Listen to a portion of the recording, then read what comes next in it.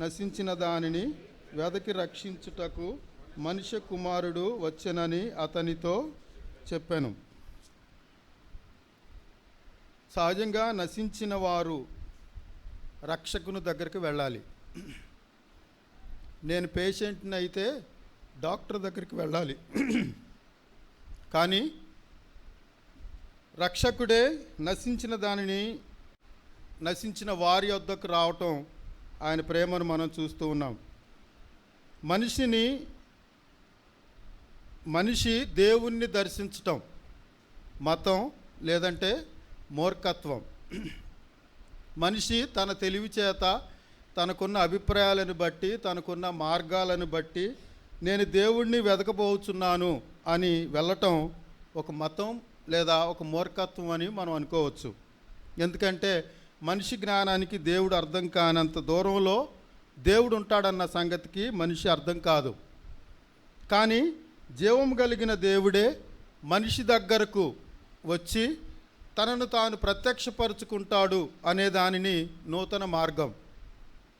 మనుషులందరూ తమ ప్రయత్నాలు తాము చేసుకుంటూ ఉంటే, ఆ ప్రయత్నాలలో విఫలమవుతూ ఉంటే జీవము కలిగిన దేవుడు దానిని తట్టుకోలేక చూడలేక వీరు నశించిపోతున్నారు, వీరిని రక్షించటానికి నేనే తిరిగి లోకానికి కిందకి వెళ్ళి వారికి నేను ప్రత్యక్షపరుచుకుంటాను అన్నట్లుగా దేవుడు మనకు ప్రత్యక్షపరుచుకున్న సంగతిని మనం చూస్తాం.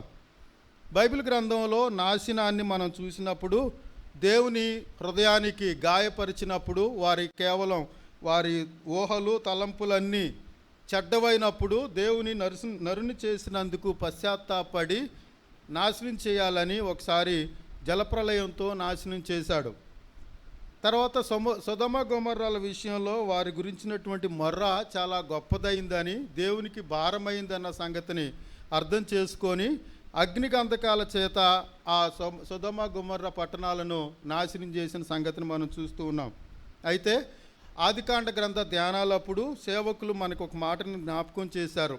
జలప్రళయం విషయంలో అది అలా నాశనం చేసిన తర్వాత ఒక ధనస్సును దేవుడు ఆకాశంలో ఉంచాడు. అది ఆయన కృపకు, ఆయన ప్రేమకు గుర్తుగా అని ఉంచి, ధనస్సు బాణం మనుషులపైన ఉండాలి, కానీ ఇక్కడ ధనస్సు బాణం దేవుని వైపు ఉందని అక్కడ ఒక పిక్చర్ వేసి బొమ్మేసి బోర్డు మీద మనకు అన్నయ్య ఎక్స్ప్లెయిన్ చేశారు.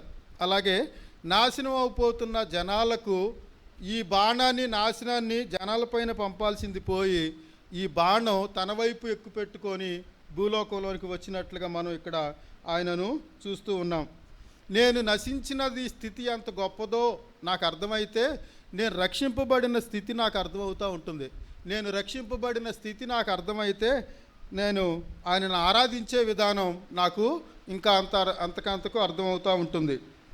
కాబట్టి ఇక్కడ మనం ఆలోచిస్తూ ఉండగా, నశించిన వారిని వెతికి రక్షించుకోవడానికి దేవుడు మనుష్య కుమారుడు వస్తే రక్షించిన వానిని వెతికి నాశనం చేయటానికి మనుషులు తిరుగుతున్నారు. అదేంటన్నా అంత మాట అనేసావని అని అనుకుంటే 47వ వచనంలో మనం చూస్తాం చూడండి. ఆయన ప్రతిదినము దేవాలయములో బోధించుచున్నప్పుడు ప్రధాన యాజకులను, శాస్త్రులను, ప్రజలలో ప్రధానులను ఆయనను నాశనము చేయ చూచుచుండిరి. నశించిన వారిని వెతికి రక్షించాలని దేవుడు వస్తే, రక్షించాలని వచ్చిన ఆయనను నాశనం చేసే వరకు వాళ్ళు వెతుకుతున్నారు. ఏ సమయంలో దొరుకుతాడా, ఎలా దొరుకుతాడా, ఆయనను మనం నాశనం చేద్దాం. నాశనంలో నుంచి రక్షించబడటానికి ఆయన మన దగ్గరకు వచ్చి, బాబు నువ్వు నాశనంలో ఉన్నావు, నువ్వు రక్షింపబడాలి, ఇదిగో రక్షణ మార్గం ఇది అని ఆయన తనను తాను ప్రత్యక్షపరుచుకుంటూ ఉండగా, ఆయనను వెతికి నీ రక్షణ మాకు అవసరం లేదు, నిన్నే మేము నాశనం చేస్తాం అన్నట్లుగా, నువ్వెక్కడ దొరుకుతావు, మాటల్లో దొరుకుతావా, భౌతికంగా దొరుకుతావా అని ఆయనను నాశనం చేయటానికి ప్రజలు వెతుకుతున్న రోజులవి. ఆయనను ఏ విధంగా నాశనం చేయాలని చూస్తున్నారంటే 20వ అధ్యాయం 2వ వచనంలో మనం చూస్తాం. ఆయన మీదకు వచ్చి అనే మాట చూస్తాం. ప్రధాన యాజకులను, శాస్త్రులను, పెద్దలను కూడా ఆయన మీదకు వచ్చి మాటలతో ఆయనను పట్టుకోవాలని, మాటలతో ఆయన మీద పడాలని, మాటలతో ఆయన నాశనం చేయాలని 3 రకాలైనటువంటి పతనాలను మనం చూస్తాం. మానసికమైన నాశనాన్ని, లేదా భౌతికమైన నాశనాన్ని, లేకపోతే ఇంకా ఆ, మానసికపరమైన, భౌతికపరమైన, ఆత్మీయపరమైనటువంటి నాశనాలకు గురి చేయాలని ఆయనను అలాగూ చేస్తూ ఉన్నట్టుగా మనం చూస్తూ ఉన్నాం. ఇంకొక పేజీ వెనక్కి తిప్పితే 22వ అధ్యాయంలో పస్కా అనబడిన పులియని రొట్టెల పండుగ సమీపించను. ప్రధాన యాజకులను, శాస్త్రులను ప్రజలకు భయపడరు గనుక ఆయనను ఎలాగూ చంపింతుమా. ఒకటి, వాళ్ళు నాశనం చేయాలని ప్రయత్నం చేశారు, కుదరలేదు. మాటలతో ఆయనను ఇబ్బంది పెట్టి నాశనం చేయాలని ట్రై చేశారు, అది కూడా కుదరలేదు. సరే, మనం చేయలేకపోతున్నాం కాబట్టి ఆయనకు ఎవరి ద్వారా ఆయన చంపింతుమా అని ఆయనను అవకాశం కొరకు ఎదురు చూస్తున్నారు. ఇది మానసికపరమైన, ఆత్మీయపరమైన ఇట్లా ఈ సంగతులన్నీ తెలిసి ఆయనకే నేనెందుకు నాశనం అవుతున్నానో, నేనెందుకు వీరికి అప్పగింపబడుతున్నానో, వీరు నాశనంలో ఉన్నారన్న సంగతిని నేను అర్థం చేసుకొని వీరిని రక్షించడం కొరకు నేను వస్తే నన్ను నాశనం చేయడం కొరకు నా వెంట పడుతున్నారు వీళ్ళని ఆ సంగతి యేసు ప్రభు వారికి అర్థమయ్యి తనకు తానే అప్పగించుకోవడానికి సిద్ధమైపోయాడు.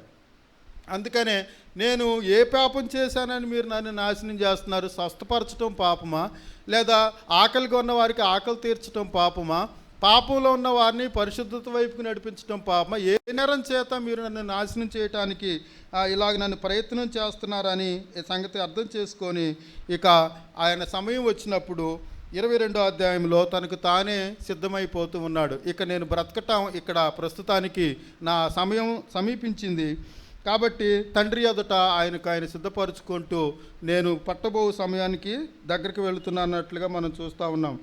నాశనం అవుతున్న ప్రజలు అలాగే నాశనం చేయాలనుకున్నటువంటి ప్రజలు, ఇంకో రకమైన ప్రజలు నేను మీకు చూపిస్తాను చూడండి. 48లో ప్రజలందరూ ఆయన వాక్యమును వినుటకు ఆయనను హత్తుకొన్న ప్రజలు. ఇక్కడున్న మనం 2 రకాలైనటువంటి ప్రజలంగా మనం కనపడుతూ ఉంటాం. ఆయనను హత్తుకున్న ప్రజలు, ఆయన ప్రేమను అర్థమైన వాళ్ళు, ఆయన క్షమను అర్థమైన వాళ్ళు, మన నాశనంలో నుంచి మనల్ని తప్పించుకొని ఏ విధంగా ఆయన మనలను రక్షించాడో అని అర్థం చేసుకొని ఆయనను హత్తుకున్న ప్రజలు, లేదా ఆయనను నాశనం చేస్తున్న ప్రజలు, హత్య చేయాలనుకున్న ప్రజలు. ఆయనేమో నశించిన వారు రక్షింపబడిన వారు సంఘంలో చేరిన వారు నన్ను ఏ విధంగా ఆరాధిస్తారా అని ఆయన వెతుక్కుంటూ మన మధ్యలోనికి వచ్చాడు. ఆయన మనలను వెతుకుతున్నాడు దేవుడు. మొదటి స్థితిలో నశించిన వారు ఎవరున్నారా అని వెతికి రక్షించి, ఇప్పుడు రక్షించిన వారు ఎవరొచ్చారా నన్ను ఆరాధించడానికని వెతికి మన మధ్యలో ఉన్నారు. ఈ ముగ్గురు సంఘంలో ఎప్పుడూ ఉంటారు. దేవుడు మన ఆరాధన వెతకటానికి వచ్చారు. ఎవరెవరు హృదయపూర్తిగా ఆయనను హత్తుకొనటానికి వచ్చారో ఆయన చూస్తున్నారు. లేదంటే ఆయనను హత్య చేయటం కొరకు ఎవరు వస్తున్నారో, ఆయనను హత్య చేసి ఏం బాగుపడతారు?